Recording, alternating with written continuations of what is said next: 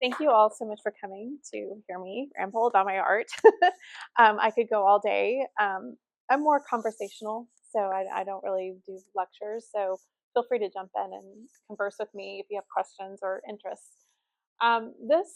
This exhibition was really born out of this love to go see all of these major waterfalls and um, water features that are in Colorado. I learned about them a few years ago. There was a magazine that Denver has, I think it's 50 to 60 years old. And they did, it was right after I had eye surgery. I had cancer on my eye, and I was I was down for like 3 weeks, and I went to the store finally to get replenish supplies, and I found that magazine with all these different waterfalls, and I was just like a child again, like I need to go. I need to go see all these things. And when you go through something kind of scary, like a health scare, it there's several things that have happened that maybe think about second chances in my life and second chances for myself, and to really think about all the things that I really want to do. And that was one of the first things, like that's my mission. I want to go see all these beautiful um, landscapes. I'm very tied to the land. I don't know if that's my Native American Celtic background, but there's something about being outdoors for me that was always, um, even from a small child, that was some of the best memories I've had of just being outdoors and camping and going on hikes. And so that was very important to me to relive that sense of wonder. And so over the last couple of years, I would try to go out and see these wherever I could, because sometimes if you can't get into one of those places where you have to park and you have to go hike, it can be kind of difficult. So I've kind of let this kind of be a span of the last few years, with one particular just being a memory from my childhood. Um, so the title Earth and Water Alchemy, I really wanted to do just water, but then as I was seeing all of these different um, lakes and rivers and waterfalls, I noticed the stone around them, and they were quite stunning. Like the different features, the way the water would hit the rocks, and it would just the way it would flow, and how I started to notice how they worked in tandem, and sort of really thinking about how these two elements work together. I'm really interested in all these different elements, but these two I'd really focused on for this exhibition, because I'm like, how can I do water without, something kind of adjacent to it, and noticing how these rock formations and the landscape around the water is very important to, holding the water. You're thinking about the way um, the water runs through the rock and how it changes the stone, and then you have to think about the vehicle that the earth gives that water to run through, and started really thinking about more like the spiritual elements and how they work together. And so it has this kind of, I'm kind of in this romance with the landscape. I'm very much in touch with the environment, um, and these places that are just so sacred and untouched. um, Going up to some high altitude places like Heihaya, and up in the National Peak Forest area, there's some lakes up in the mountains that I didn't realize when you go up on Ridge Road, I think it is Ridge Trail Road. You drive by them, and there are these lakes just sitting in these little mountain, just kind of these mountain areas, just holding these little lakes. I'm like, how do I get over there? But then you're like, isn't that magnificent that I could see that from over this far away, and just how magical and enchanting they really are.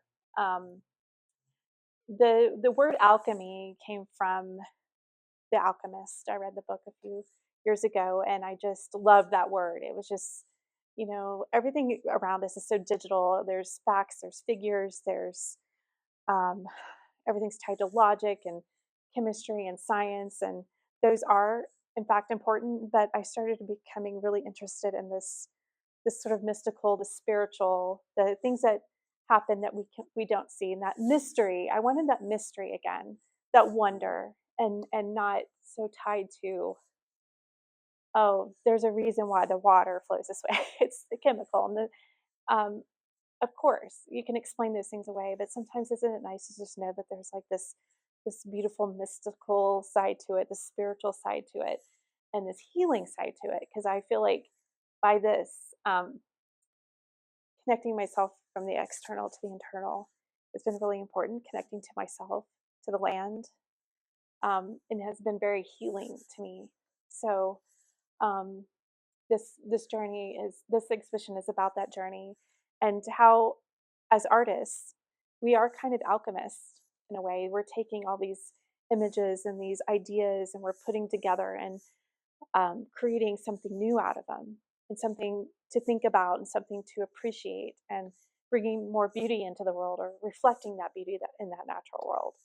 So I just really love that word, the alchemist, because I wanted that kind of that little mystery, that little mystical, the spiritual, the it was a precursor to chemistry, and it's just something interesting about it. I just really kind of love the idea of like they were trying to turn these metals into gold, and just really was kind of fun. And I use metallics in my work, so it's kind of turning these little places into these little beautiful precious metals. Um, yeah, so that's kind of the basis for it all. I'm happy to answer any questions or. I got a bunch of them. Oh, good, good. I love lots of questions. That's great. Well, I have Irish. I have Irish in me, and I have Native American ancestry and Scottish ancestry and English, and so it's kind of like that mixture. And I just kind of wonder if that's why I'm so like interested in the being in the land, where I feel more at myself. I feel more at ease, and I feel like when I'm indoors all the time, and we're around technology and we have all these schedules and we have to do this and that. And we have to get in the car and deal with traffic. But then when you're just out on a hike, it's like, I don't have to deal with that anymore. Yes, it is a lot of playing with that light. And I love playing with like textures. Like some acrylic paints have this flatness to it, and some of them have a shine to them, and some are creamy. And then these metallics come in, and I just love seeing them come out of the tube, because they have these. It's just they're so beautiful. Some of them have like a very smooth and some are very refinement to them, and some of them have like some texture inside them. And I just love that play with those. And the reflection of the light is definitely something that I love incorporating into um, my works, and I just love them. So I love working with them and seeing what they will do next to another color. And sometimes I'll mix a little bit of color and just a little bit, because it'll dilute them too much, and see what I can come up with. So it's kind of fun. Some of them are just iridescent gold or bronze, copper. Copper is one of my favorite ones. It just has this kind of like reddish brown to it. It's just so gorgeous and pretty, and I love using it a lot. Um, yeah, and there's a paint called Lumiere. It's a French paint, and it's mostly for fabrics and wood. And there's one that has rose gold, and I'm just like, oh yes, I love it. So I love playing with those different things versus the boldness, richness of the other acrylic colors. And I love painting on wood, because it is bringing also that natural element into what I do, because I'm using acrylic, which seems kind of been thought of as like a plastic kind of paint, but I feel like the more that they work and give us more range of colors and textures, I think they come more alive, like encaustics and oil paints. So they just dry faster. That allows me to work a little faster with my edges, because I use a straight edge tape to get those edges. And I really love stained glass windows. I always have since I was younger. Kind of goes along the side with being outdoors, um, staring out the window and just seeing how like the light refracts everything, and stories are told within those stained glass windows, and some are not. Some can be very minimal and just shapes, and I just love that. And kind of telling my story or what I'm seeing visually, and creating those kind of those little angles and quartering things off. Just kind of brings all those emotions and those colors and those feelings that I have of these little places and these little areas that I visited, and the stone and the water and flora and fauna, all those wonderful things, and just kind of putting them all in. It's flat, so I don't seal them, which is probably like sacrilegious, but I like that rawness that you see on that surface. Oh, Hanging Lake is like one of my favorites, which is hard to get tickets to, and times that you want to, which are on the weekends. Um, but I got to see it during the summertime, and I got to see it during the fall. So I got to see these two different times of year, and they just had a different feel for it. And yes, it's up in near Glenwood Springs. Actually, is in Glenwood Springs. It would be the center one on this wall, and then Lake Heiha, which I want to go back again. It's another magical place, and that's up in the National Pikes Peak, National Rocky Mountain National Forest is what I meant to say. Yeah.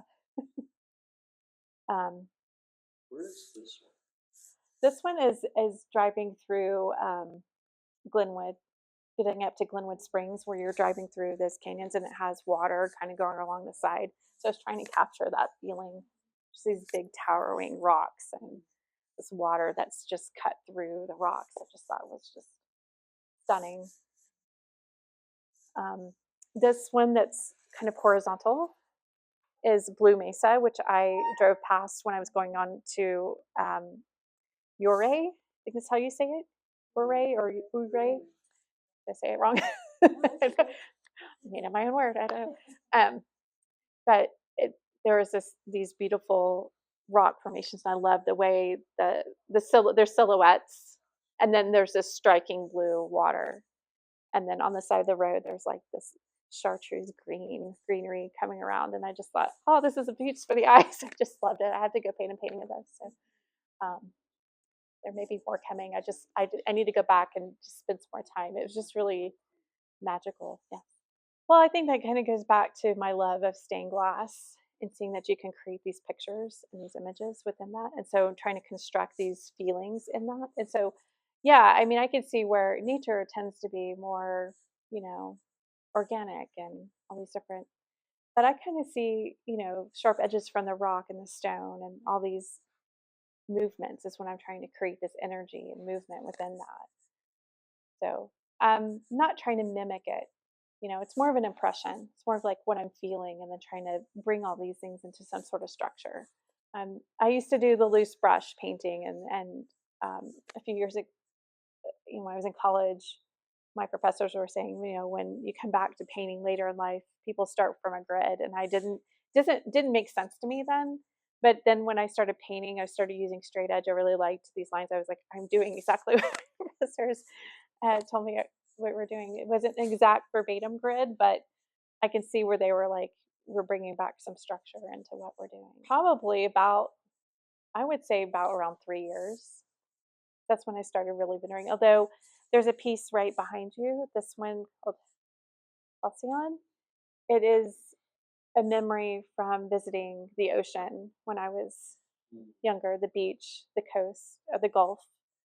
And it's not one particular place. It's sort of like this composite of different beach scenes that I have images in my mind when I was younger, and the sunset coming down, or the blue green water, and just that was such a vivid, beautiful memory for me. I wanted to incorporate that, because some of this wondering and this wonder in the landscape and loving the land again stems from my childhood, and that inner child of wanting to bring that out again, because we're living in the adult world now where everything is structured, and you have to you have your full day, and there's not a lot of time for play. So this is for me being able to tap into that inner child, that sense of wonder and joy. No, I hope that does inspire you and others who are still working in art to keep creating. I teach kids now, so and I have a museum background in working with the public and students, and talking to them about art. Tell us about that. So, well, what are you doing? So I'm teaching K through fifth right now, not sixth, but they're on the verge of being sixth graders, so it almost feels like they are.